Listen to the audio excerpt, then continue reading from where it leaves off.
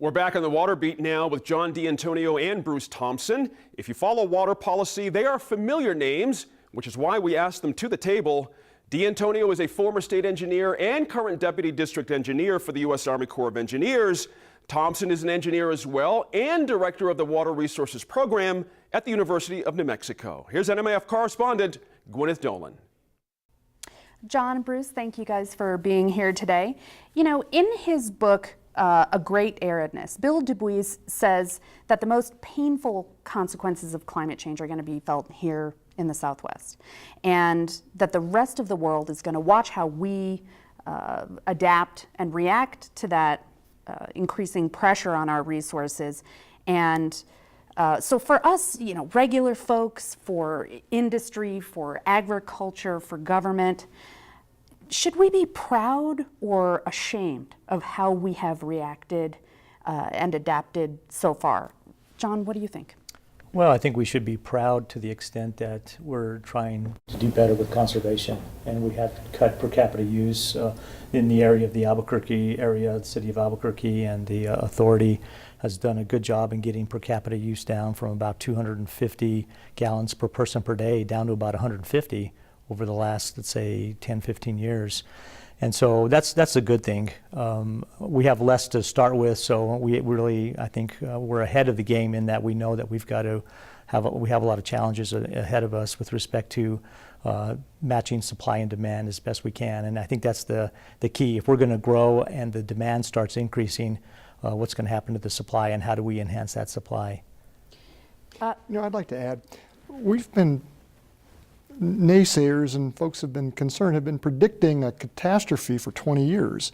And we have managed to kind of muddle along. Some of it's due to the administration, some of it's due to individuals and the conservation that John mentioned, but we should be pleased at least that we've managed to make it this far, because it's going to be a real difficult in the next 10 or 15 years. How are those difficulties going to be felt? I mean, for most of us in the KNME viewing area, we're in Albuquerque and Santa Fe, we're in comfortable houses, you know, we're not out there doing that much agriculture or industry. I mean, we don't feel it now, I don't think. How will we feel it? Well, the predictions are certainly uncertain with respect to climate change, but the Bureau of Reclamation and other climate scientists are predicting three things.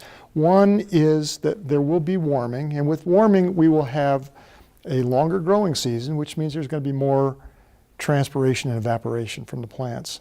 So the prediction is that there's going to be less water for us to use, and we're going to have to figure out how to live within that constraint. John, can you see a time when we would have rationing of water? Well, I see a time when we should go into different stages of conservation, and certainly if it gets to a certain point where we need to cut outside watering down and things of that nature, we can certainly do that. And I think that's where the biggest uses in an arid climate are the outside watering effects. That's where we have the most losses. And so Santa Fe's done that in the past. City of Las Vegas, New Mexico has done that. They have watering restrictions. And so just depending on where you are, the thing that's good about New Mexico is we do have some groundwater that's associated with our surface water supplies. The drought-stricken areas that are first affected are those that are totally reliant on surface water, as you can imagine. Groundwater gives us that drought reserve, and that's kind of where we're ahead of the game in putting some of the water systems in place that are using renewable supplies like the San Juan Chama Water Project, the Buckman Direct Diversion Project up in Santa Fe. Those are renewable sources of supply off of the San Juan Chama Project.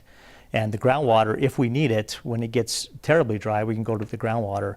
And so a lot of it's brackish, and we've got to have some technology and some other things associated with expenditures to get that water to potable standards. But there is a lot of groundwater in New Mexico, and that's sort of our saving grace.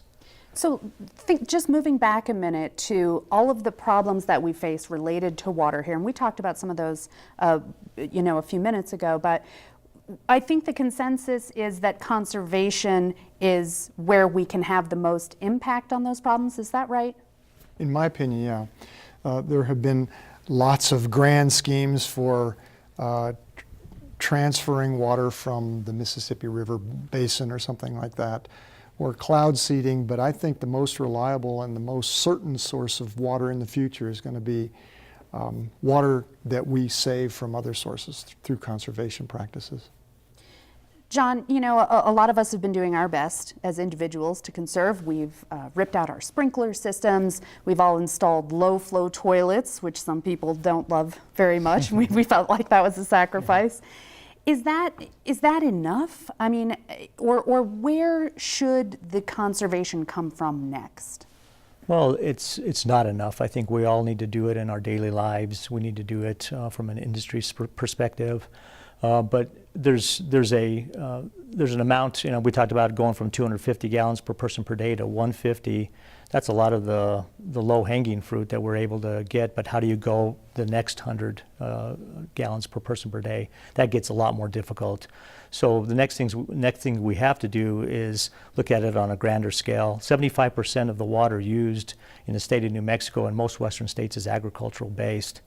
And so how do we save, you know, a small savings even in agriculture gives us a whole lot of water savings. And so that needs to be an area that's being looked at through some really constructive ideas and thoughts to put together. If we are going to conserve water from agriculture, it seems clear we have two options. We can just stop doing agriculture, right? I mean, we've got some pretty water-intensive crops here in New Mexico. Pecans take a lot more water than a lot of people think about. Alfalfa, things that we're flooding. Is this the choice that we're going to face, to stop doing agriculture? Well, you know, agriculture is important to the state from a couple of different perspectives. One is the economy. That's a major part of the New Mexico economy. But perhaps even more important is the social cultural aspects. I mean, everybody in the central part of New Mexico appreciates having a green valley with fields and livestock and trees. So it seems to me that when we look to agriculture, we have to put a value on that, the aesthetic, the social cultural aspects. At the same time, it seems to me we're also, agriculture is going to have to change. They're going to have to develop conservation methods, and they're going to have to come up with lower water demanding crops. So we're going to have to change the way we get the water to the plant, and maybe change the kinds of plants, but not chili. That one's, we're not going to, we'll never give that up.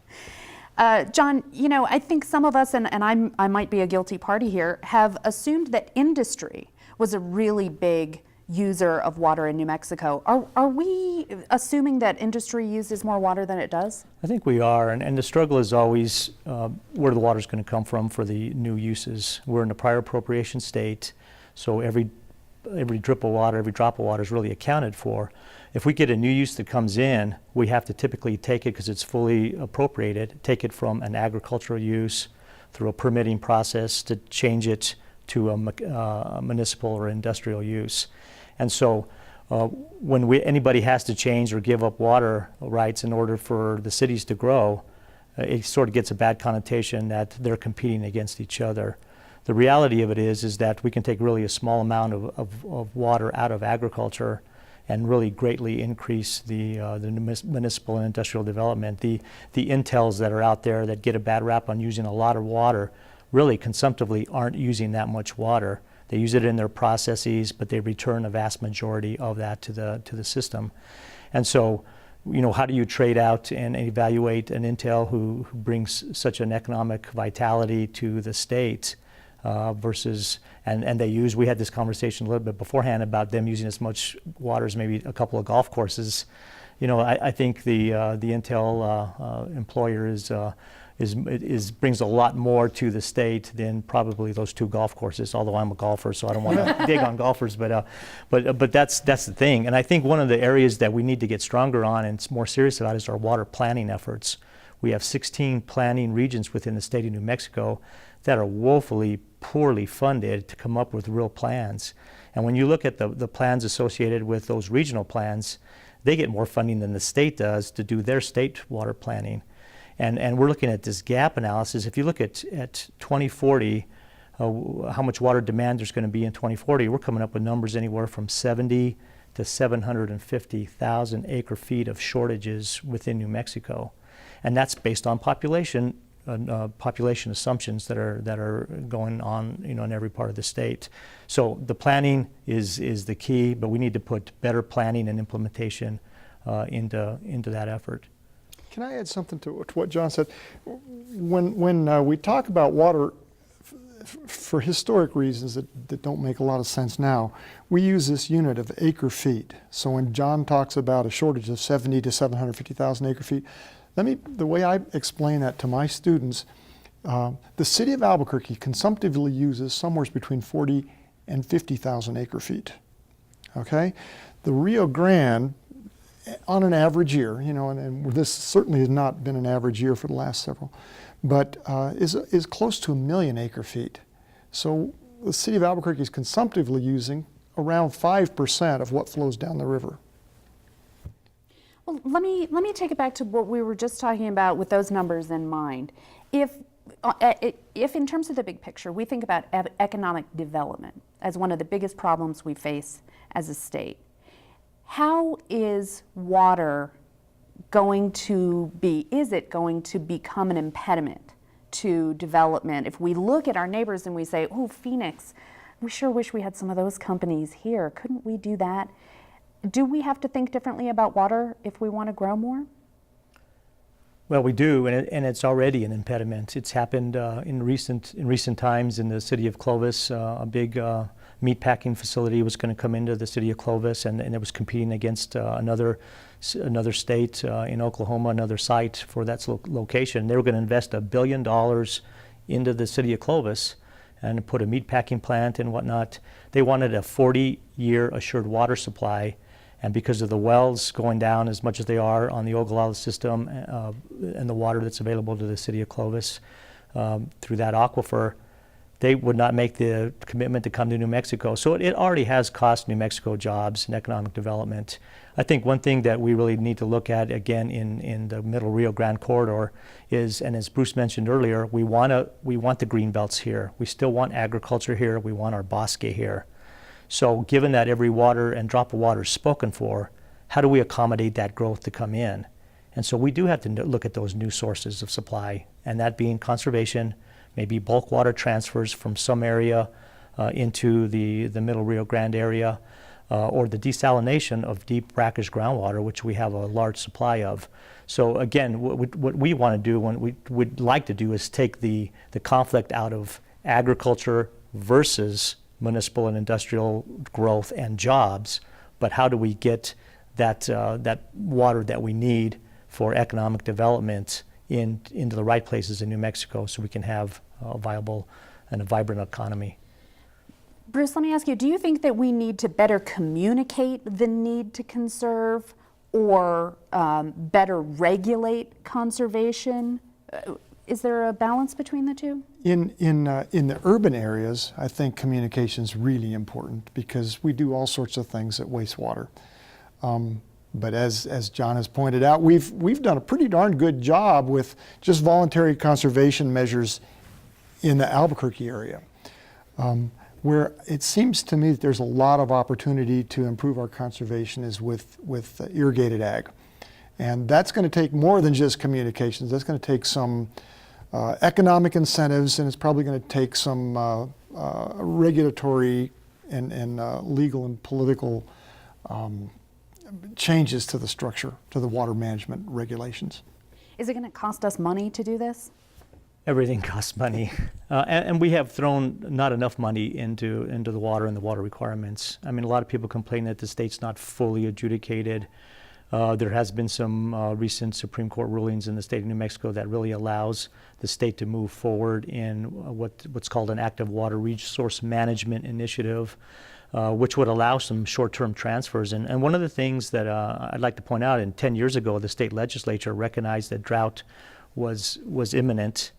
When we looked at how we were managing water within the state of New Mexico, they basically directed me, when I was state engineer, to come up with an expedited way to transfer water rights so that we could actually manage ourselves through a drought scenario before we had the state fully adjudicated. And so we have a small percentage of the state adjudicated. If you look at the judicial determinations that we have on active, we've got 12 active adjudications going on in the state of New Mexico. there's only we're only at about 50, in excess of 50% of judicial determinations, and with the new Supreme Court ruling, it basically said the state engineer can manage water based on the best information available in its water rights files. So, talked about money. How do you fund an agency like the state engineer and Interstate Stream Commission to put those rules and regulations in place, and basin-specific rules and regulations, because we have put in water masters, metering, measuring, and so we have to put a system in place that allows us for doing those short-term transfers. Can we transfer water from an agricultural field to a municipal use for a short period of time? The agricultural field, the one that owns those water rights, get compensated for their non-use, have the user pay, and have water go to a higher economic use in a short period of time. It's a management tool that allows us to manage water through these drought scenarios until hopefully we catch up one of these days with some increased rainfall. We only have 1 minute left here, and I want to put you both on the spot and ask you, what are the things that you've personally done to conserve water? What can you take credit for that you've done in the past year or so that you think is helping out? Bruce? Well, on a personal basis, what I've done, low flow everything, and I've got some rain barrels. I've got a large 200-gallon rain barrel that I call my 40-cent rain barrel, because every time that thing fills up, I save 40 cents on my water. That's great. You? Well, and my wife's a master gardener, and we've started doing some gardening at our place, and we're starting to put a lot more mulch in and a lot of water conserving techniques to help us use less water in our garden. So just a minor thing. Well, every drop helps, I guess. John D'Antonio and Bruce Thompson, thank you very much for being with us here today. Thank you.